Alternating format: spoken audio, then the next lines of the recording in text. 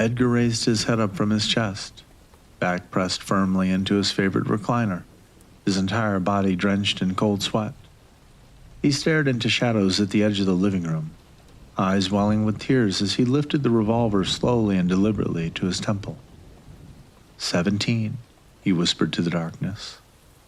The index finger of his right hand had already found its perch on the trigger during the weapon's ascent, during which he had hesitated no more than a second, his only concern ensuring that the angle he chose would prove fatal. He clenched his left hand into a fist at his side, steeling his will.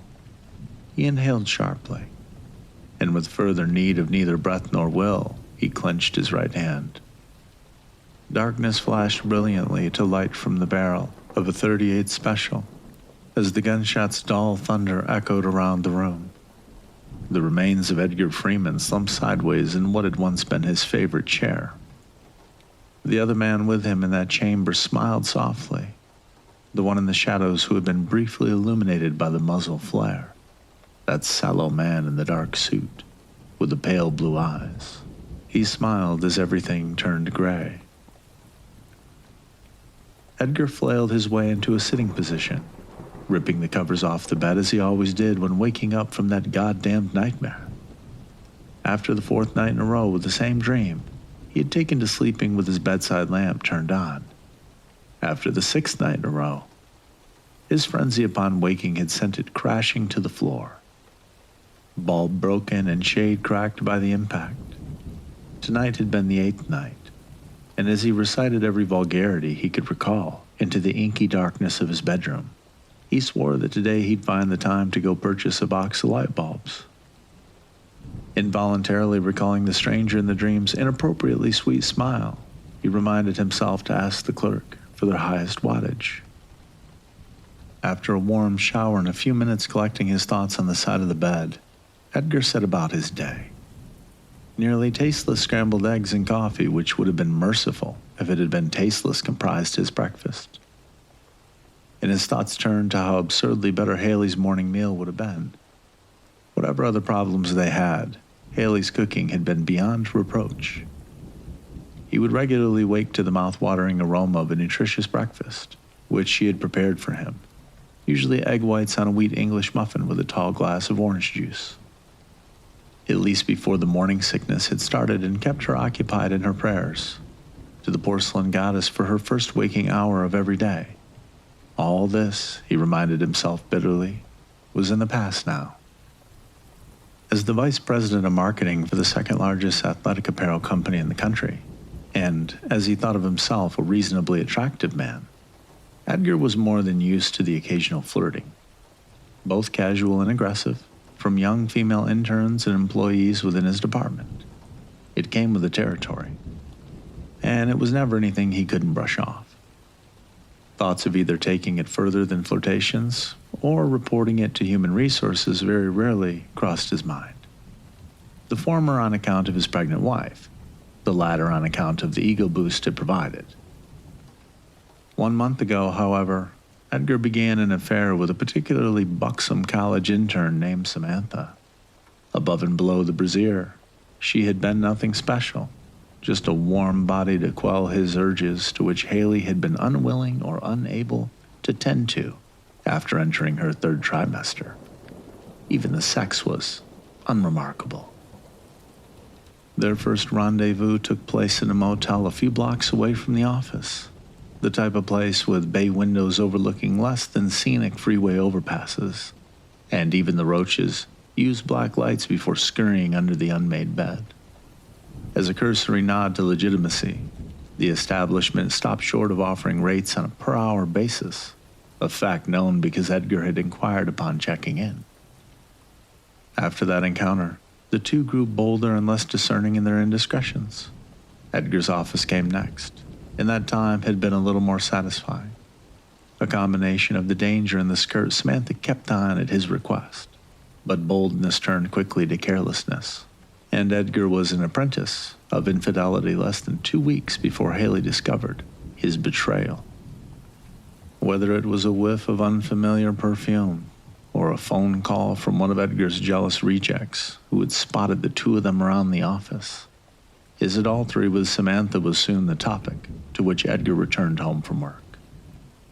The accusation was on her face the minute he walked through the door. He had come home late from a particularly wild romp with Samantha, and the words from Haley's trembling lips quickly disclosed exactly how much she knew. It would have been pointless to lie. She had too many details and he too little imagination. So Edgar confessed and made a perfunctory effort to justify his behavior. She cursed him with a severity and intensity which Edgar had never seen from her before, and in her final words to him, she made it clear that she was leaving and that she would make sure he would never in his life have a role in raising their child. Despite his heartache at the prospect of losing Haley, Edgar had spent too long in a cutthroat business to take threats passively, even from his wife. He laughed bitterly and reminded her of the quality of the lawyers within his means. When he was done, Edgar said, with words he instantly regretted but found himself powerless to silence, that she would be lucky to get weekends and a few holidays with their kid. That was a lie and he knew it. But at the time, his main objective was to get off the defensive and regain the upper hand in the fight. Maybe even make Haley reconsider her choice to leave. He would happily cut some hefty checks to a marriage counselor if it saved him from the much larger roles in the form of alimony and child support. But something in the way Haley was smiling at him suggested that he had misunderstood her intentions.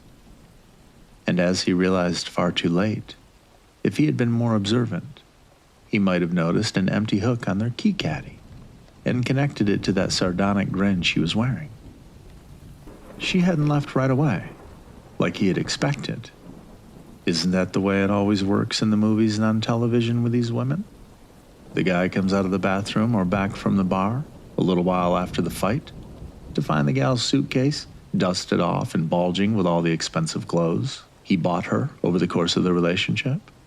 Her haughty and defiant, him prostrate and pleading. Edgar would have never played the latter role in his life, but he had fully expected the former from Haley. Instead, an hour after he walked away from their screaming match to take a much-needed shower, he stuck his head into the living room to find her sitting in his favorite chair, staring off into space and rubbing her pregnant stomach. As far as Edgar was concerned, that was the end of the first, presumably, many arguments on the subject. He ascended the stairs quietly and slipped into bed. The day had been long enough, and she clearly wasn't going anywhere, or she would have left already. Haley never came to bed, but neither did he hear the front door slamming behind her before he drifted off. So it seemed she had decided to stay at least for the night. All will be well, Edgar told himself, as sleep overtook him. But I doubt she's going to fix my breakfast for a few days, he thought. The noise that ripped him out of that deep slumber came just after 5 o'clock in the morning, according to his alarm clock. By the time consciousness took hold, the sound had died as quickly as it came. He stood and scanned over the bed with eyes barely awake enough for even that simple task. Eventually determining Haley's side to be empty, Edgar shuffled out the bedroom door and down the stairs to determine what caused the sudden clamor. He didn't need to reach the bottom of the staircase or allow his eyes further time to adjust to know that she had decided to leave him after all. One glance into the living room cleared up any doubt on that subject. There were no bulging suitcases or haughty looks. Just an unlocked and opened gun cabinet, a crimson splatter on the wall, and a steady trickle of the same beating down the side of his favorite chair and pooling on the hardwood floor beside it. After a moment of shock paralysis, Edgar lunged for the house phone in huge, desperate strides. The rapidity was not for the sake of Haley, through whose newly ventilated skull he could clearly catch glimpses of the televised presidential debate at the far side of the room, but for her blameless passenger of 7.5 months. He gave all the pertinent information to the infuriatingly indifferent emergency control room operator and waited in the hallway with the front door flung open wide. The gunshot had drawn a crowd of early waking neighbors to the driveway in front of the Freeman residence, a phenomenon bred not out of bravery in the face of danger, but from the casual ignorance of danger reserved exclusively for neighborhoods peopled by the wealthy and the sheltered. They eyed him accusingly, none with less than dawning suspicion in their gaze. Edgar raged at them for this, first with harsh thoughts, then with guttural growls and impotent flailing. They would collectively step backward when his fury and frustration flowed strongest, and advanced again when the yelling waned in ferocity, a human tide of slack-jawed gawkers. The spectacle was temporarily dissolved by the wailing sirens and subsequent appearance of an advanced life support ambulance, from which paramedics rapidly spawned just a few minutes after Edgar's conversation with their dispatcher. Another feature exclusive to the type of neighborhood in which Edgar and Haley Freeman resided. The crowd made way for the emergency vehicles, but soon found a new vantage point on Edgar's lawn. The paramedics discovered Edgar's wife slumped over in his recliner and strapped her lifeless form into a gurney. Once she was properly secured, they wheeled her rapidly out of the house and into the back of their ambulance. Edgar jumped in as well, and there was no time to either ask or answer any questions before the crew slammed the bay doors and sped off towards the county hospital. Between checking vital signs and attempts to keep oxygen pumping into the corpse of his wife for the sake of their unborn child, Edgar noted the cautious glances being shot his way by the paramedics, as well as the blue flashes from multiple police vehicles following close behind the ambulance. I had absolutely nothing to do with it, he wanted to say, or to scream. But in the back of his mind, he knew that that was just a degree or two away from being precisely the truth. And so he remained silent.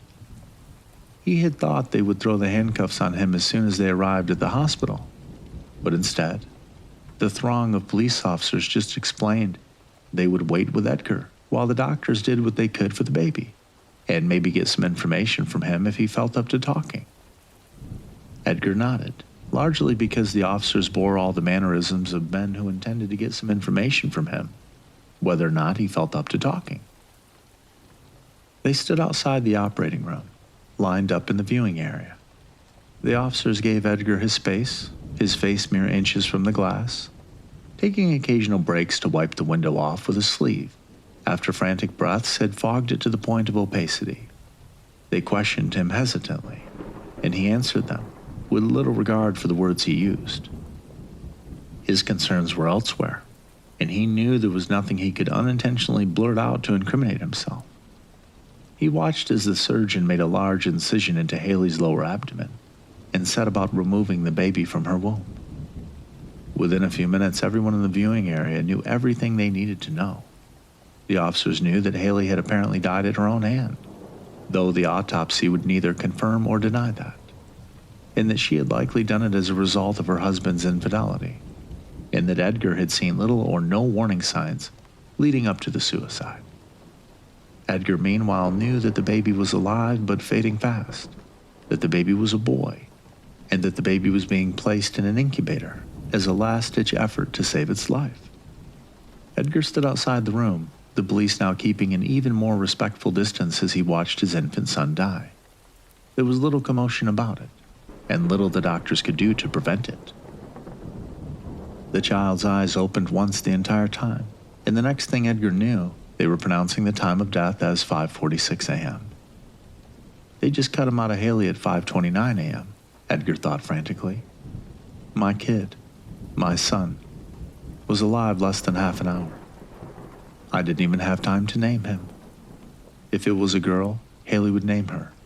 If it was a boy, I would name him. That was the promise they made, since they could never agree on names. Edgar slammed his fist against the wall, and distantly felt his knuckles grinding. As he fell to his knees, his hand hurt far less than the scalding hot tears welling behind his eyes. That was 2 weeks ago. Today, Edgar ate nearly tasteless scrambled eggs and drank coffee that would have been merciful if it were tasteless. 8 nights now, he lived with the nightmare of killing himself, destroying any semblance of sleep. 8 nights now, he lived with the man in the shadows of that nightmare smiling at his decision to do so. Light bulbs, a huge box of them, highest wattage the hardware store sells. Today after work. Edgar again reminded himself of the errand as he threw on his jacket and walked out the door.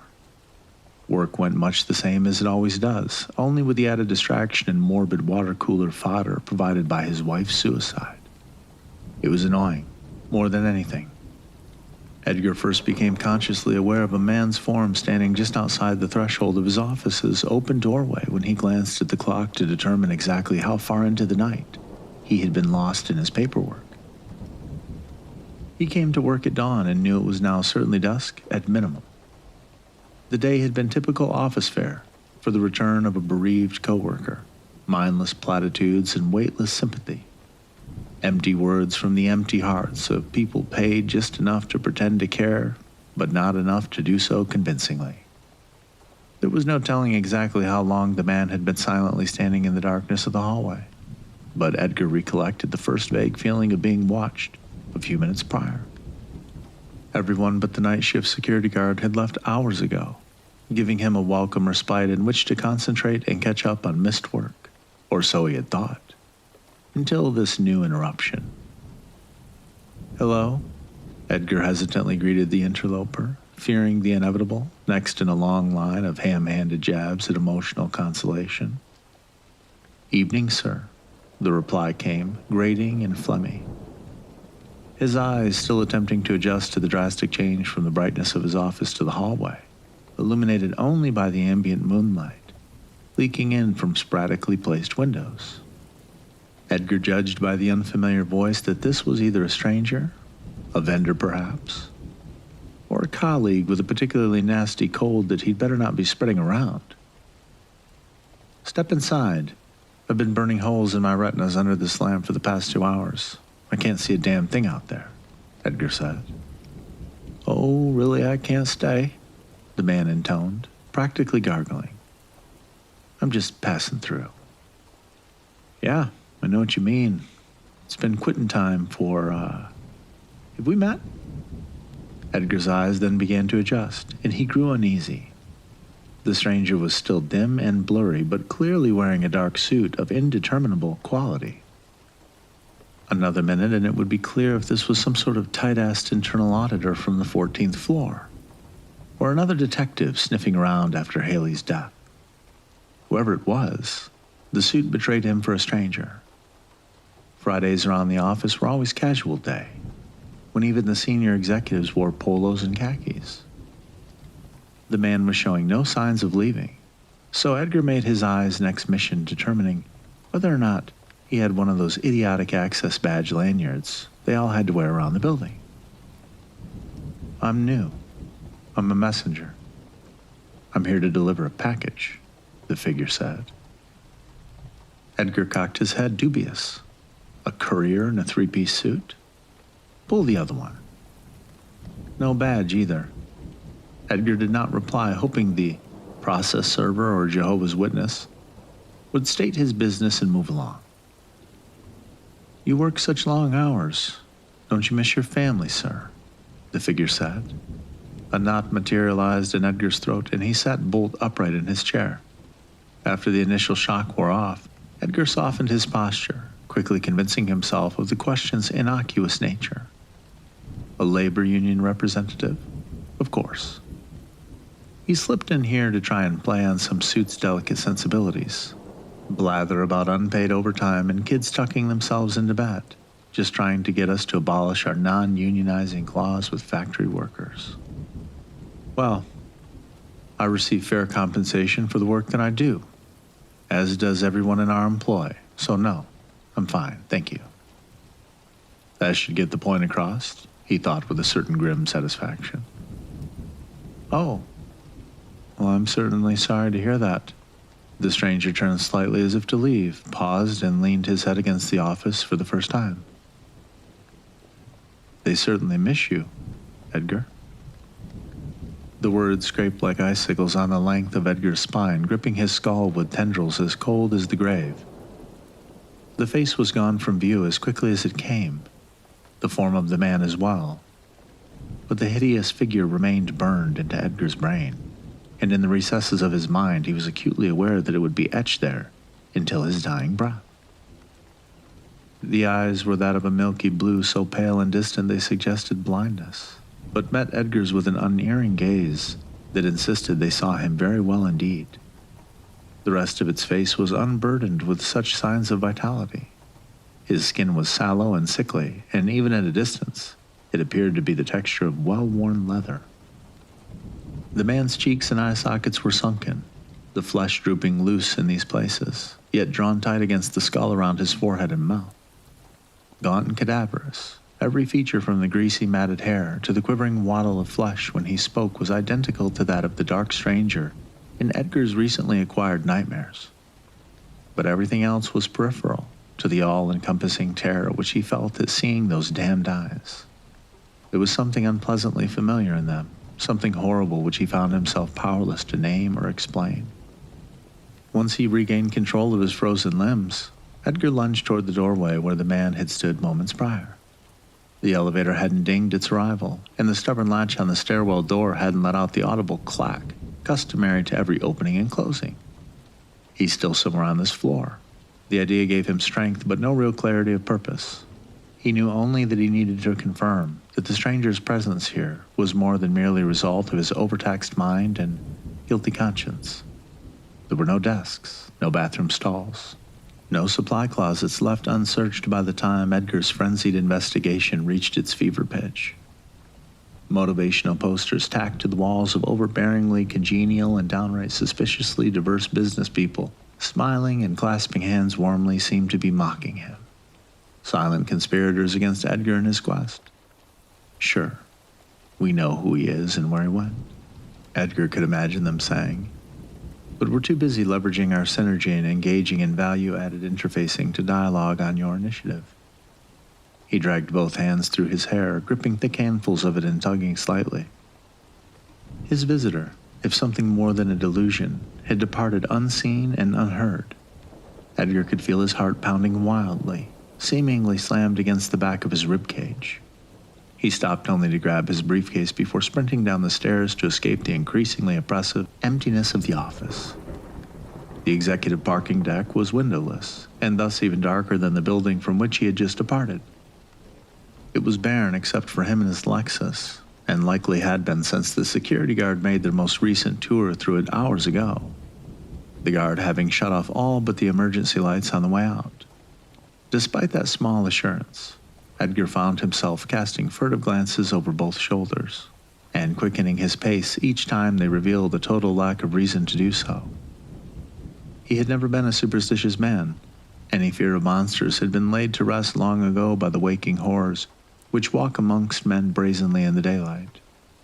Student loan debt, insurance premiums, layoffs, mortgage payments, life.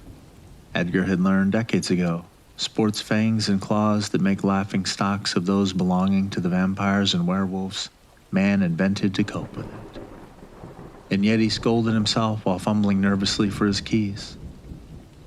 All it takes is a little nudge from the imagination to awaken that primordial terror, to populate the uninhabited darkness with things which have no right to exist. He was 5 feet from his car and had just unlocked it with the electronic remote attached to his keys when he heard the scream. It was high-pitched, womanly, terrified, and resonated from the office area directly behind him. Did Haley scream that way right before she pulled the trigger? Edgar thought wildly. He stopped in his tracks, turned sharply, and saw nothing. Then, as if in response to a silent inquiry, the gunshot came. Edgar snatched the cell phone from his pocket, frantically calling 911 for the second time in as many weeks. He flipped the phone open to his ear, but the operator requesting the nature of his emergency sounded 1,000 miles away. The clacking, dragging footsteps coming down the corridor from the sound of the shot, and toward the executive parking garage, however, sounded very close indeed. Edgar dropped the phone and practically dove into his car. His foot was on the accelerator as quickly as he could throw the vehicle into gear.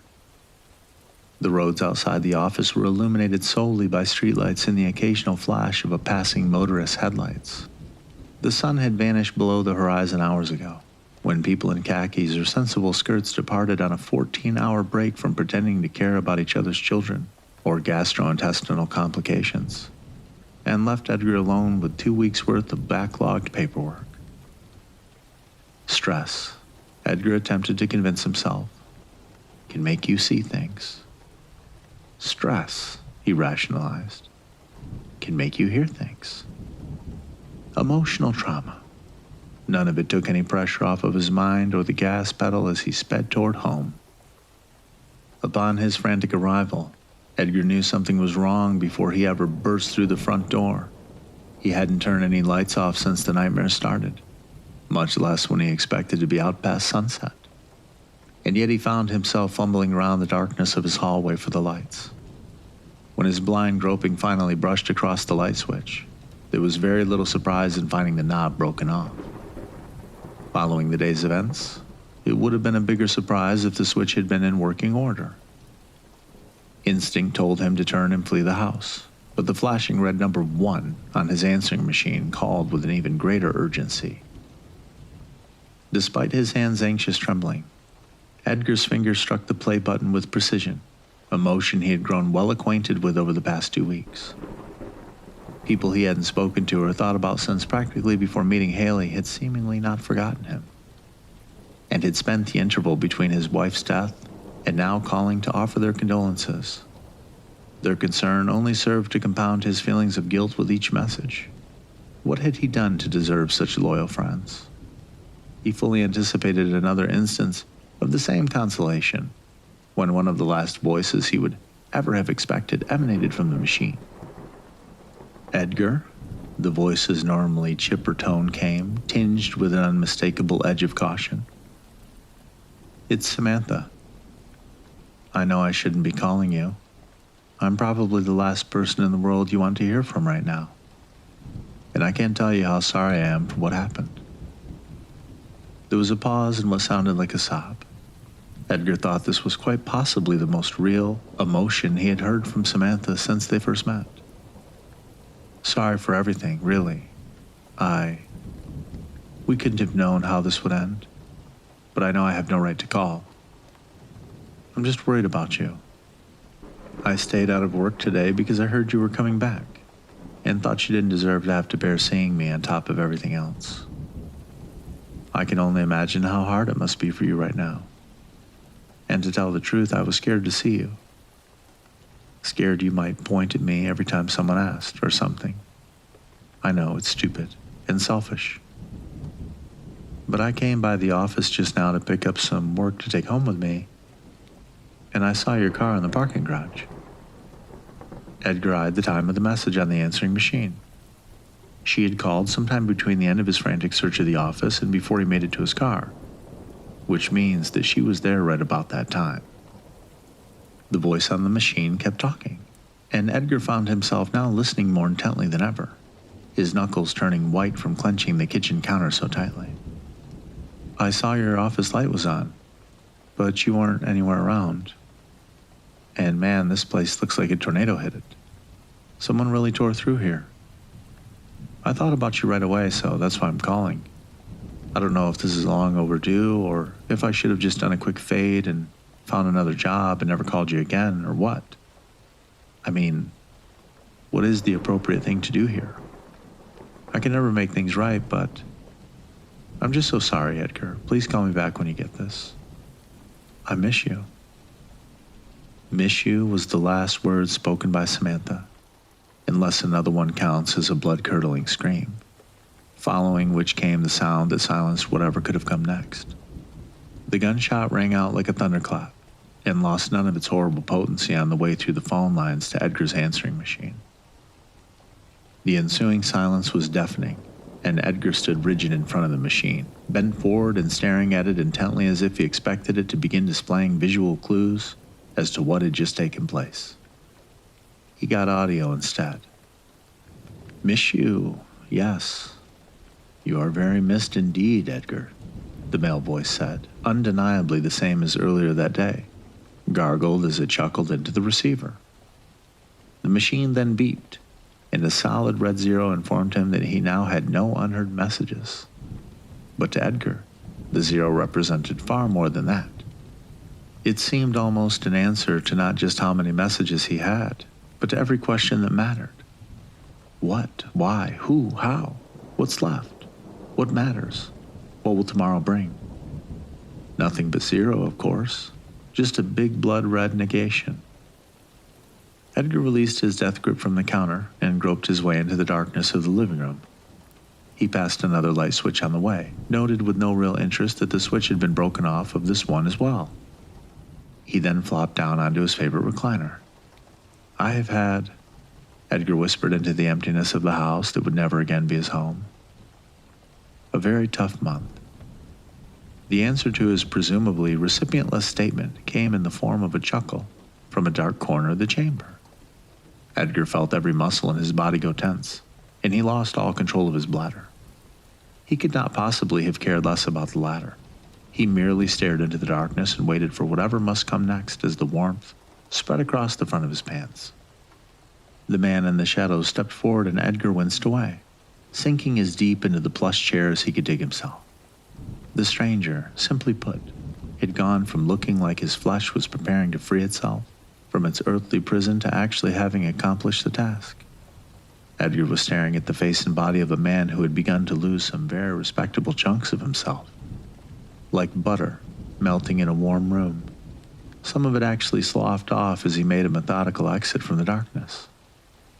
I know you're wondering why I'm here, and why the past few weeks have seen your life seemingly spiral out of your control.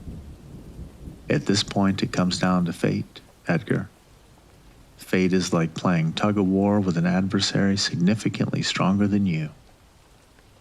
There will always be times when you feel the rope inching your way, your heels dug in and your earnest exertions yielding the result you've worked so hard for. The victory you know you deserve.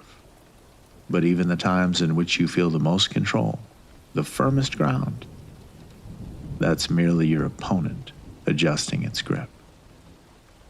But this doesn't preclude what you might call free will. Oh no.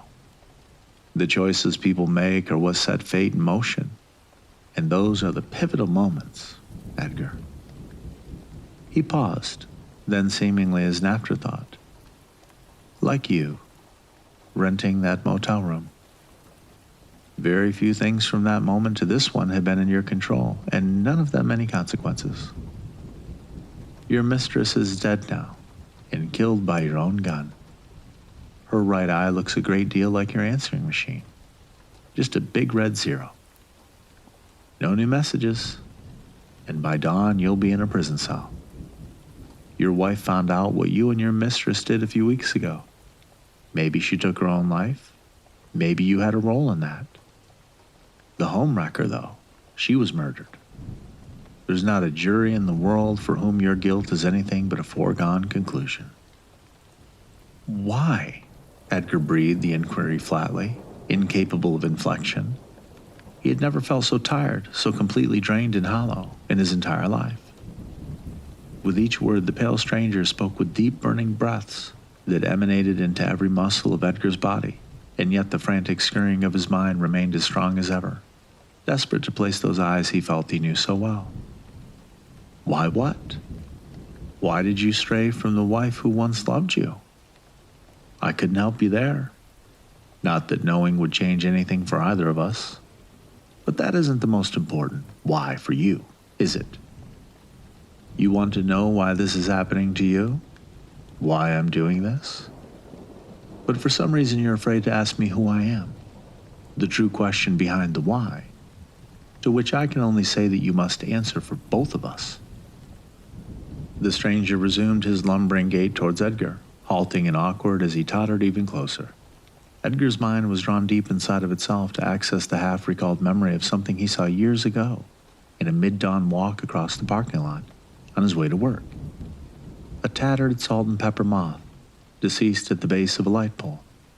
A coroner's inquest doubtless would have revealed an acute case of banging oneself repeatedly into a dome-like miniature plastic electrical sun. Then came a stiff breeze which sent the moth airborne, flapping and tumbling toward Edgar's path through the parking lot. The breeze settled, and the moth resumed being a body perfectly at rest, as all dead things should, Edgar reckoned, unless acted upon by an outside force, an unseen force, in the case of the moth, and Edgar again reckoned, in the case of the man now standing before him. Because in his movements, Edgar saw that moth very clearly. These were the movements of something which once lived, and was now being acted upon by an entirely different unseen force, one which could only approximate the mechanisms of the vessel it now controls. The wind had been the name of that force driving the moth back into a perversion of life, but to name the force which could do the same for a man? He couldn't. After a moment of silence which seemed to stretch for hours, Edgar met the stranger's pale blue eyes with the last shred of courage he had. Death? Then a little more confidently. You are death. The stranger laughed uproariously, his gaunt frame convulsing with the rhythm of his dry, wheezing cackles. The withered flesh of his face stretched away from blackened gums and all too white teeth in the most hideous approximation of a smile Edgar could have ever imagined. After his laughter subsided, the dark man spoke, wiping away tears which were not there. You misunderstand me. It wasn't my intention to be cryptic. I was merely requesting that you provide me with a name. This body I'm approximating. It's the body I might have had I lived to grow into it. But the eyes, they're the windows to the soul, so they say. And I had hoped you would remember mine. I forgive you, though. You saw me only briefly and under duress, but you were supposed to name me. Dying without a name was the worst part. Comprehension more horrible than the bewilderment had ever been began to spawn in Edgar, as an icy, all-encompassing chill washed over him. The man clapped him gently on the shoulder and leaned in close, placing 4 pounds of cold steel into Edgar's open palm. I told you. I was a messenger, and now my task is done. Mom asked me to give you that. She says hurry. She promises not to be too hard on you if you come home quickly. Edgar quivered helplessly. His eyes had begun to water and burn, searching for any sign of consolation in those of his son. He parted his lips as if to speak, but could not find the words. His silent plea's response came in presumably the most compassionate tone manageable by his visitor. It's not terrible there. It's just... The corpse thing's head cocked to the side, a very boyishly quixotic look in those pale blue eyes. Gray. It's gray there. Time moves much slower, if at all. They show you things. They've shown me all I would have known in the life which your actions denied me. Venom was in his son's decaying voice now, and Edgar knew that pulling the trigger himself would be the only mercy granted today. The visitor returned, staggering clumsily into the darkness towards the edge of the room. As Edgar sat and examined the loaded revolver, his would-be son had almost completely exited from sight, and spoke without any discernible emotion. One more thing. After they cut me out, how long did I last on that incubator? She doesn't know, but I thought you might. I tried my best to hang on, but it couldn't have been long. 15 minutes? 20? Edgar raised his head up from his chest, back pressed firmly into his favorite recliner, his entire body drenched in cold sweat. He stared into shadows at the edge of the living room, eyes welling with tears as he lifted the revolver slowly and deliberately to his temple. 17, he whispered to the darkness. 17 minutes.